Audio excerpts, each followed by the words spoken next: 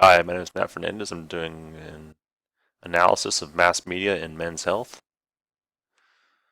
So, first thing we notice when we see men's health is a central figure, usually a masculine male, and a number of top stories on the magazine.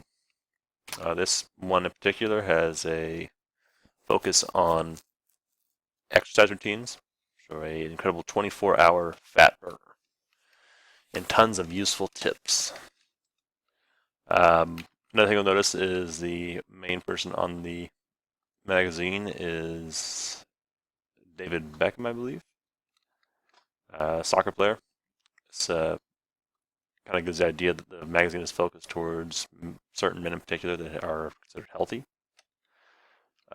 Main stories in this one would be get back in shape, see the results in just 8 days, and 27 flat belly power foods, 30 red hot sex secrets, sculpted abs made easy, and smash stress in 30 seconds or less.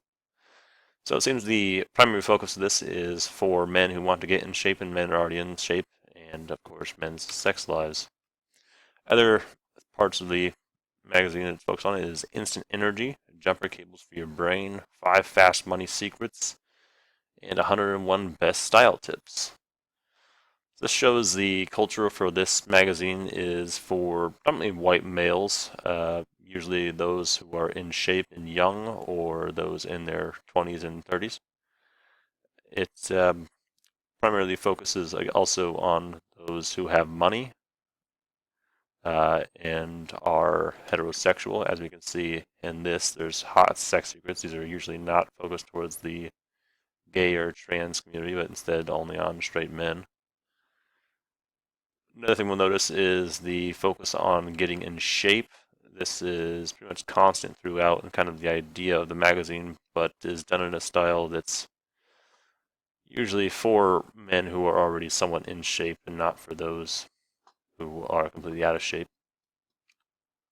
If we look on the website, we'll notice they have four primary categories. This is fitness, sex, style, and meta shred. This would be meta shred seems to be intense workouts like fitness, but for some reason in a separate category.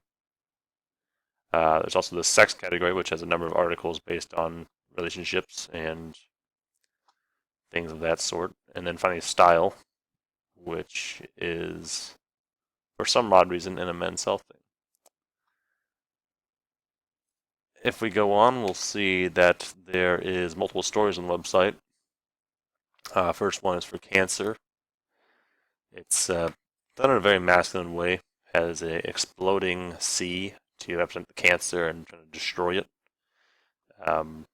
This is to again reinforce the stereotype of a strong male fighting cancer in a masculine way. Next tip is can your penis make her sick? This seems to be a story simply to reinforce men's ego. So it seems the culture here represented is more of a Western culture. Um, on the site, you will see people of other colors, so it's not exactly a white ethnic magazine. Though this could also be considered a white society having a imperialistic domination over other societies and or a merging other societies in towards the white health. The men's health also seemed to be a good example of what we would call the ideal culture for men. This is what men is to be in society as the ideal. Everything would be masculine, um, good at sex, good at relationships, have a good job. Everything must be perfect with these men, and has very little of actual culture, and simply has occasional stories about the actual man trying to strive towards what these superior men are. It's likely that what this magazine is trying to show is the ego to have more focus on an id type structure, that is the perfect human with a natural type physique and natural inclination towards women and society in general. This will mean always succeeding and being the best, as in the natural response towards any situation is to try to succeed, or at least be the superior in the situation. This will reflect towards the self having all these ideas directly responding to yourself being connected to this id personality instead of some connection to the superego. This magazine also seems to prepare its readers for the stage type uh, thing we discussed in chapter 4, where there is a front stage, and in this front stage they will show their health off as a superior being as well. This magazine has many articles, such as the how to get women and how to succeed in your job. This is all information, again, to kind of help you act in the workplace or in relationships as the person they're portraying in the magazine, all these superior men and the way they should act. And this magazine is supposed to teach you how to act this way. This would be your front stage way of doing it, while your backstage is reading this magazine and preparing for your role, and then your off stage would be considered doing entirely unrelated things and not being the person at all shown in this magazine or your true self. Finally, we can say this relates also to the status idea that was shown in chapter 4, which is in status and roles. The status would be a position in a social hierarchy that carries a particular set of expectations.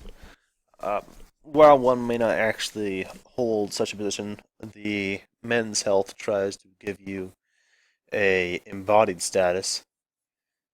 Um, this would be your physical strength and stuff, and your it will try to help you get to an achieved status, while you may not necessarily have an ascribed status. So, if these two embedded in status and achieved statuses are combined, which is kind of what this magazine tries to point you towards, you can achieve what would be considered a high status. And this would be what we might call a master status. Um, this master status is also somewhat stereotyped in Men's Health. As you can see, almost every single person has the same type of body and the same role, while it doesn't actually show all successful people or all those in the master status. Say many of the Fortune 500 companies, it shows men in entertainment and some business people who have physical strength. So it sees physical strength as a direct correlation between success and what you do. So this would be a stereotype, somewhat positive, but a stereotype for sure of what success means for them.